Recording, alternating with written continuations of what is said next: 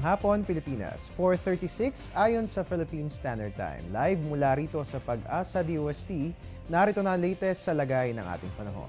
Mga kabayan, ngayong araw nga po, ang weather system na nakakaapekto sa ating area of responsibility ang Intertropical Convergence Zone o ITCZ, at yan po'y partikular na umiiral dyan po yan sa Visayas at sa Mindanao. At alam naman po natin na itong nabanggit na weather system ay nagdadala po ng maulang panahon, so mahalagang malaman alin nga kayang mga sakahan sa ating bansa ang makararanas ng rainy weather. Sisilipin po natin yan sa pamamagitan ng Farm Weather Forecast ng Pag-asa. Ayon nga po sa nasabing forecast, ang Palawan, Visayas at Mindanao ay makararanas ng rain showers and thunderstorms. So inaabisuan po natin yung mga kabayan natin magsasaka dyan, na pangalagaan po ang inyong mga sakahan. Ang upland farms merong 21 to 31 degrees Celsius, ang lowland farms merong 23 to 34 degrees Celsius, at ang relative humidity maglalaro sa pagitan ng 70 to 98%. Ang leaf wetness naman magtatagal ng 4 hanggang 6 na oras. Samantala, para sa mga sakahan naman sa natitirang bahagi ng ating bansa, walang dapat alalahanin dahil fair weather naman po yung ating may experience. Ang upland farms makararanas ng 17 to 25 degrees Celsius. Ang lowland farms merong 24 to 37 degrees Celsius. Ang relative humidity maglalaro sa pagitan ng 68 to 94%, at ang leaf wetness magtatagal po ng hanggang 4 na oras. At yan nga po ang farm weather forecast na inilabas ng Pag-asa. Sa ating pagbabalik, kaalamin naman po natin yung mga lugar na nakararanas ng maulang panahon, at sisilipin po natin ang rainfall advisories na inilabas ng ating Weather Bureau. Antabayanan po yan makalipas ang isang paalala.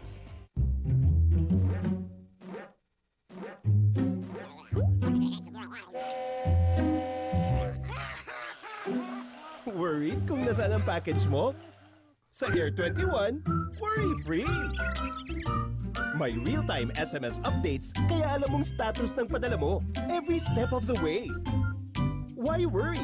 Pwede namang worry-free. Sa Air 21, sagot ko, padala mo.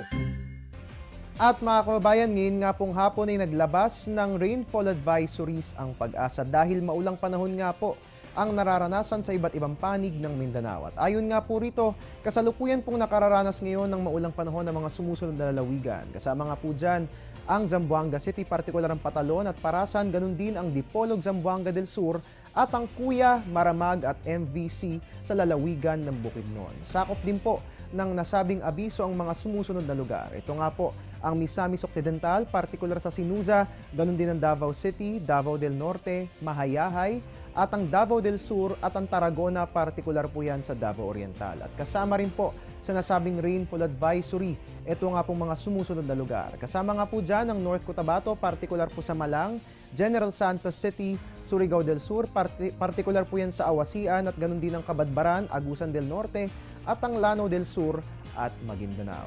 Samantala, kaugnay po niya, naglabas din po ng thunderstorm advisories ang Pag-asa ngayon nga pong hapon, at ayon nga po rito, nakararanas nga po ngayon ng mga pag-ulan na may kasamang pagkidlat at pagkulog sa lalawigan ng Laguna, partikular po yan sa Bay, Calauan at ganun din sa Los Baños. At kasama rin po sa inilabas ng Pag-asa, ito nga pong mga susunod pong lugar. Ito nga po yung Quezon Province, partikular po sa General Nakar, at ganun din ang Batangas, Bulacan at lalawigan ng Rizal. Ayon po sa ating Weather Bureau, magpapatuloy yung mga pag-ulan hanggang sa susunod na oras, kung kaya't manatiling nakatutok dito lamang po yan sa Panahon TV Express dahil patuloy po nating babantayan ang lagay ng ating panahon.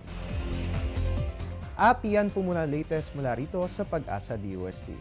Mula rito sa Panahon TV, kung saan walang pinipiling panahon ang pagbibigay impormasyon. Inyo pong kaagapay ang inyong weatherman, Harry Bayona. Diyos maray na hapon sa Indogabos.